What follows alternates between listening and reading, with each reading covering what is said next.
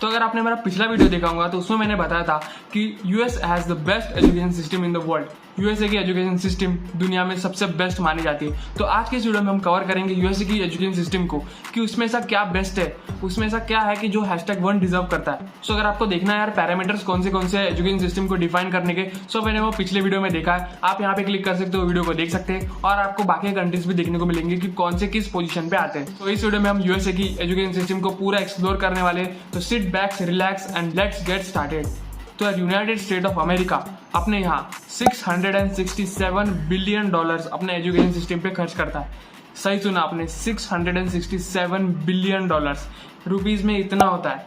सो इतना सारा पैसा वो अपने एजुकेशन सेक्टर में डालता है। उसका एक रीजन ऐसा है कि उनके पास बहुत सारा पैसा है, वो सुपर पावर है, ऑलरेडी अच्छा डेवलप कंट्री है, तो वो अफोर्ड कर सकते हैं इतना सारा पैसा डालना अपने एजुकेशन सिस्टम पे। सो वो एक बहुत अच्छी बात है। और उनके एजुकेशन सिस्टम के लिए सबसे अच्छी ऐसी बात है कि वहाँ पे 33 करोड़ ही पॉपुलेशन है। सो वहाँ पे बाहर के कंट्रीज में भी लोग अगर पढ़ने को आए ना, तभी भी उनकी पॉपुलेशन इतनी ज़्यादा नहीं हो जाती, ओवर नहीं हो जाती। जैसे इंडिया पे देख लो, इंडिया में यार यूपी में ही सिर्फ 20 करोड़ है पॉपुलेशन। तो उसमें से यार अगर बाहर से भी कोई आए, वैसे तो इंडिया में कोई अभी तक बाहर से आता नहीं है, लेकिन फ्यूचर में जरूर आएगा, लेकिन अभी तक तो कोई नहीं आता। तो यार इसलिए हमारे यहाँ ये प्रॉब्लम होता है और वहाँ ये प्रॉब्लम नहीं होता है। सो इन्हीं सारी चीज़ों की वजह से यूएसए में अफोर्डेबिलिटी फैक्टर इंपॉर्टेंट हो जाता है स्टूडेंट्स के लिए। और एक वहाँ पे बहुत अच्छी बात है कि वहाँ पे वर्क कल्चर होता है स्टूडेंट्स के यहाँ। फॉर एग्जांपल अगर मैं स्टूडेंट्स हूँ और मैं वहाँ पढ़ने गया हूँ, तो मैं साइड में भी काम कर सकता हूँ। फॉर एग्जांपल किसी मैकडोनल्ड्स, मैकडी में या फिर कोई सी कैफे में, किसी शॉप में मैं काम कर सकता हूँ। वहाँ पे वो बुरा या फिर लो लेवल का नहीं माना जाता, वहाँ पे उल्टा अच्छा माना जाता है कि ये लड़का खुद से पैसा कमा रहा है और अपने पेरेंट्स को हेल्प कर रहा है अपनी फीस पे करने के लिए या फिर अपने एक्सपेंसेस पे करने के लिए। इंडिया में ये कल्चर अभी तक नहीं है, क्योंकि इंडिया में यार ये शॉप पे काम करना, एक तो पेरेंट्स अलाउ नहीं करते ये सब काम करना, और दूसरी बात तो यार वो खुद लड़का ऐसा सोचता है कि यार नहीं, शॉप पे कौन काम करेगा, मैं तो यार इस यूनिवर्सिटी में पढ़ रहा हूँ, मैं तो बड़ा काम करूंगा। सो ये कल्चर वहाँ पे है, यहाँ पे नहीं है। इसलिए वहाँ पे थोड़ा सा मतलब एक फाइनेंस का भी दिमाग में स्टूडेंट्स को आ जाता है कि कैसे फाइनेंस मैनेज करना है। तो वहाँ के स्टूडेंट्स थोड़े से स्मार्ट बन जाते हैं और उनको अपॉर्चुनिटी भी वैसी मिलती है। और यूएसए के एजुकेशन सिस्टम की सबसे मेन बात ऐसी है कि वहाँ पे जो पब्लिक स्कूल है, जो गवर्नमेंट पब्लिक स्कूल्स रहते, वहाँ पे फीस माफ है। 1 से लेकर 12 स्टैंडर्ड तक वहाँ पे आपसे कोई फीस नहीं लेगा, कोई एक्सपेंसेस नहीं। आपको बस आपका छोटे छोटे जो एक्सपेंसेस रहते हैं, यूटिलिटीज, उसका उपयोग करना है, वो परचेस करना है। बाकी स्कूल की कोई फीस नहीं रहती। हाँ, वहाँ पे प्राइवेट स्कूल भी बहुत सारे हैं, वहाँ पे प्राइवेट स्कूल में भी बहुत तगड़ी फीस रहती है according to their locations and everything. So वहाँ पे प्राइवेट जो स्कूल है ना, वहाँ पे फीस देनी पड़ती है, लेकिन जहाँ पे वो पब्लिक स्कूल रहते हैं वहाँ पे फीस नहीं देनी पड़ती। तो ये बहुत इंपॉर्टेंट फैक्टर है। जो भी पैसा यूएसए लगा रहा है तो वो यहाँ जा रहा है पैसा और अपने को वो दिख भी रहा है, तो ये बहुत अच्छी बात है। वहाँ पे अगर आप 1 to 12 पढ़ लो ना, तो उसके बाद आपको 2 एग्जाम देनी पड़ती है। 2 नहीं, बहुत सारे एग्जाम होते हैं, लेकिन मैं आपको मेजर 2 एग्जाम बताता हूँ। एक है SAT SAT और एक DAT DAT। तो SAT SAT एग्जाम में क्या होता है, तो यार SAT एग्जाम में क्या होता है, वहाँ पे रीजनिंग का, इंग्लिश का या जो भी लैंग्वेज रीजनिंग, मैथमेटिक्स, उसका एक पेपर होता है। उस पेपर के हिसाब से आप यूएसए में कौन सी भी कंट्रीज में आप ले सकते हो। मेजोरिटी वहाँ पे SAT का स्कोर ही देखा जाता है, कभी कभी दूसरे को एग्जाम का भी देखा जाता है, लेकिन SAT का तो देखा ही देखा जाता है। जैसे कि इंडिया में आप देख सकते हैं JEE नीट, और अभी हालांकि इंडिया भी अभी अपने एजुकेशन सिस्टम में ये पैटर्न यूज कर रहा है कि एक ही एग्जाम हो बहुत सारे रीजन्स में, ताकि वो सारे स्टूडेंट एक दूसरे से अच्छे से कॉम्पीट कर पाए। ऐसा ना हो कि एक स्टेट में अलग एग्जाम, फिर उसका स्कोर दूसरे स्टेट में मैच नहीं होगा। सो वो चीज़ नहीं होनी चाहिए, इसलिए इंडिया भी यही एक पॉलिसी। सो SAT एग्जाम उनको इस तरह हेल्प करती है। और एक DAT एग्जाम भी होती है, DAT।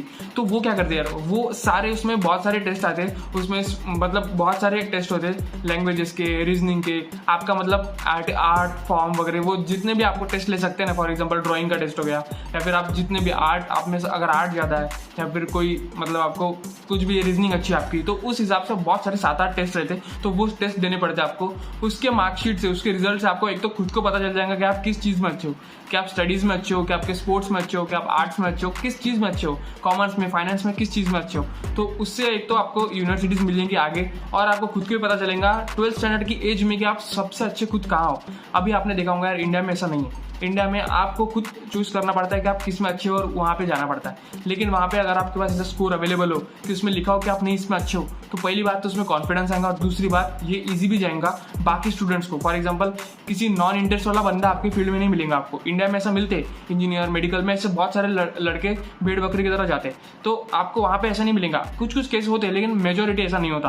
तो इस फैक्टर का बहुत अच्छे से ध्यान रखा गया यूएसए के एजुकेशन सिस्टम में। तो यार नेक्स्ट पॉइंट है स्पोर्ट्स। वहाँ पे स्पोर्ट्स आप देखो यार, सबसे पहली बात तो मैं आपको बता दूं कि ओलंपिक में सबसे अच्छा परफॉर्म करने वाली जो कंट्रीज है ना, उसमें एक यूएसए आता है। यूएसए आता है, चाइना आता है, जापान आता है, लेकिन यूएसए भी एक मेन मेडल लेने वाली कंट्री है। तो वहाँ पे ऐसा क्या होता है, सबसे पहली बात तो यार वहाँ पे सैचुरेशन नहीं है कि इंडिया में कैसा यार क्रिकेट तो क्रिकेट ही अभी लेके बैठ गए। अभी फिलहाल कबड्डी या फिर फुटबॉल हो गया, इसको थोड़ा प्रेफरेंस मिल रहा है, लेकिन आज भी इंडिया में क्रिकेट को ही माना जाता है यार। लेकिन वहाँ पे वैसा नहीं है, वहाँ पे आपको हर प्रकार की ऑडियंस मिल जाएंगी। वहाँ पे सॉकर, बेसबॉल खेलने वाले थोड़े ज़्यादा है, लेकिन फिर भी आपको वहाँ पे हर स्पोर्ट की आपको मिल जाएंगी। एथलेटिक्स में वो सबसे अच्छे है, एथलेटिक्स में सबसे अच्छे है वो। और बहुत सारे स्पोर्ट्स में वो ऐसा नहीं करते कि यार ये तो इनके देश का स्पोर्ट है तो हम क्यों खेले, हम तो हमारे देश का स्पोर्ट ऊपर लेके जाएंगे। अभी सबसे ज़्यादा पैसा WWE या फिर फुटबॉल में डालते हैं, तो वो कहाँ के स्पोर्ट्स है, वो कहाँ खेले जाते हैं यार, वो यूएसए में खेले जाते हैं। सो आपको वहाँ अपॉर्चुनिटी देख रहे हो कितनी है स्पोर्ट्स में, कि अगर आप ऐसा हो कि आप स्टडीज़ में अच्छे नहीं हो तो अपने यहाँ ऐसे होता है कि स्टडीज़ में अच्छा नहीं हो तो स्पोर्ट्स में डाल दिया। लेकिन वहाँ पे ऐसा नहीं होता है, वहाँ पे टॉपर बच्चा भी स्पोर्ट्स सिलेक्ट करता है तो उसके करियर को देख के कि नहीं यार ऐसा नहीं है कि मैं टॉपर हूँ तो मेरा बर्बाद हो जाएगा। वो स्पोर्ट इसीलिए लेता है कि उसको पता है कि मैं इसमें आगे बढ़ पाऊंगा, यहाँ पे अपॉर्चुनिटी है। सो अपॉर्चुनिटी का फैक्टर यहाँ पे बहुत मैटर करता है। साथ ही के साथ आप इक्वलिटी भी देख सकते हो कि एजुकेशन और स्पोर्ट्स में कितनी इक्वलिटी है। तो और हमारा लास्ट पॉइंट है टीचर्स।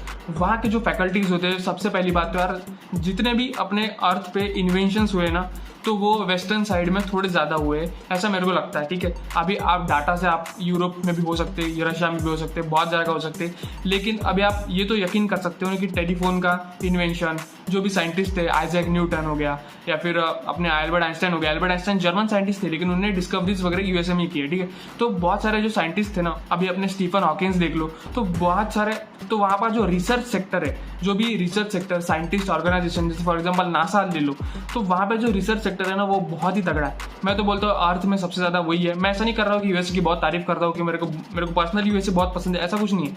लेकिन फिर भी यार वहाँ पे जो सेक्टर है, वहाँ पे पैसा दिया जाता है तो उसका यूज़ भी इतना किया जाता है। वहाँ पे रिसर्च सेक्टर डेवलप है, इसकी वजह से वहाँ पे जो फैकल्टीज रहती, जो स्टूडेंट्स को सिखा रहे टीचर्स, वो खुद इन सारे रिसर्च सेक्टर से आए रहते, तो उनको इन डेप्थ नॉलेज रहती, वो खुद का भी उसमें कुछ डाल के स्टूडेंट्स को अच्छे से बता सकते। ऐसा नहीं है कि रट लिया और बता दिया, या फिर स्टूडेंट इंडिया में जैसे होता है कि कुछ नया जॉब नहीं लग रही या स्किल्स नहीं है तो टीचर बन जाओ।